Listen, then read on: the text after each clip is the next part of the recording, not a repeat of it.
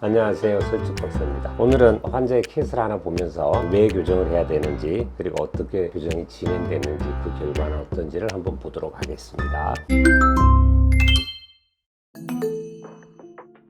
지금 이 환자 같은 경우는 외모상은 크게 문제는 없는데요. 입안을 보면 아랫니가 거의 다 가려져 있고요. 덧니도 있는 뿐만 아니라 위에 앞니가 나와 있기 때문에 이미 앞니를 부딪혀서 이가 깨졌어요. 아마 이런 환자분 꽤 많으시리라고 생각을 해요. 그래서 입을 벌려보면 송곳니가 나올 공간이 거의 없습니다. 그리고 아랫니도 덧니가 아래 들어가 있고요. 이거는 뭐 심미적인 것뿐이 아니라 이 자체를 쓰기에도 문제가 있을 수도 있고요. 생활하기에도 불편하죠. 혀에 자꾸 걸려서 발음도 잘 안 되고요. 그래서 이런 경우에 어떻게 교정을 시작했는지 보도록 하겠습니다.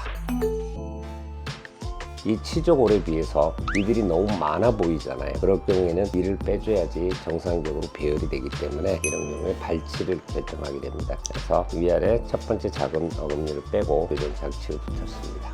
처음부터 이 덧니를 당기기 위해서 머리카락처럼 얇은 철사를 끼우고 여기 있는 고무줄을 이용해서 이 위치로 당기게 되겠죠. 여기 파란 거는 위에 장치를 붙였을 때 아래 앞니랑 위에 장치가 부딪혀요. 그래서 이걸 막기 위해서 아랫니가 거의 안 보이는 과기교합일 경우는 이렇게 파란 거를 붙여서 이 상태를 높여줘요. 그러면은 여기가 뜨면서 앞니 사이 장치가 안 부딪혀야 되겠죠. 그래서 조금씩 펴지게 됩니다. 보통은 한 6개월 정도 잡는데 이런 경우 심하면 한 8개월에서 10개월 정도도 잡습니다. 그래서 철사가 두꺼워지면서 이가 펴진 게 느껴집니다. 여기는 아직도 고무줄을 쓰고 있고요. 그리고 이가 펴지면서 우리가 설측 장치의 특이점은 앞니의 높이가 안쪽으로, 윗니는 위로 올라가고 아랫니는 아래로 내려가서 앞니 높이가 낮아져요. 그래서 깊이 씹히는 게 점점 깊이 씹히지 않게 됩니다. 이렇게 어느 정도 펴진 상태에서 엑스레이를 찍어서 이 뿌리들을 확인해야 돼요. 이 뿌리들이 아직도 좋지 않죠. 이런 경우에는 장치를 몇 개 다시 붙이고 이 뿌리를 평행하게 하는 과정을 거치게 됩니다. 그래서 이 과정이 지나면 이가 많이 펴진 걸 알 수가 있습니다.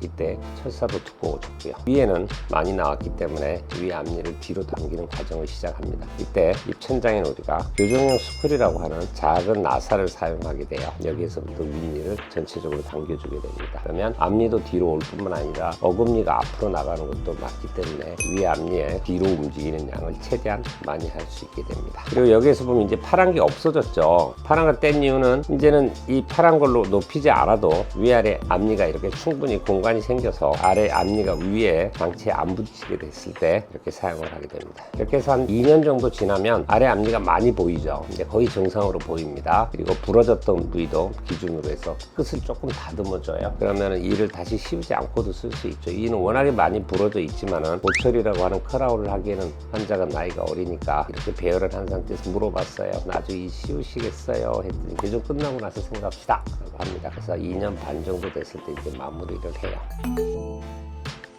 이제 마무리 단계에서 보면 이 뿌리들이 다 평행하게 됐죠. 이래야지 나중에 이들이 다시 울퉁불퉁하게 흐트러지지가 않습니다. 그래서 2년 반쯤에 교정 장치를 제거를 했어요. 웃는 모습이 굉장히 이쁘죠. 턱선도 이쁘고요. 교정이 끝났을 때 이를 보면 조금 많이 부러져서 짧은데 일단은 보철을 하지 않고 그냥 쓰기로 했어요. 크게 눈에 띄지 않는다고. 나중에 원하면 언제든지 보철할 수 있으니까. 그래서 잇몸 높이를 보면 일정하게 배열이 된 걸 확인할 수 있고요. 아래 앞니도 처음에는 안 보였는데 이제는 거의 정상으로 보이죠. 이렇게 해서 마무리를 합니다. 이 환자는 노란색이 치료 전이고요. 빨간색이 치료 후입니다. 그래서 보시면 아래 앞니는 뒤로 가면서 안으로 밑으로 내려갔고요. 위 앞니는 뒤로 당겨지면서 약간 올라간 게 보입니다. 그래서 앞니가 안 보이던 게 앞니가 정상적으로 보이는 상태가 됐고요. 돌출은 원래 외모가 나쁘지 않았기 때문에 약간의 변화만 시켜서 돌출이 없어진 걸 알 수 있는데 훨씬 더 치료 전보다는 그래도 조금 더 서구적으로 아름다운 옆모습을 볼 수가 있습니다.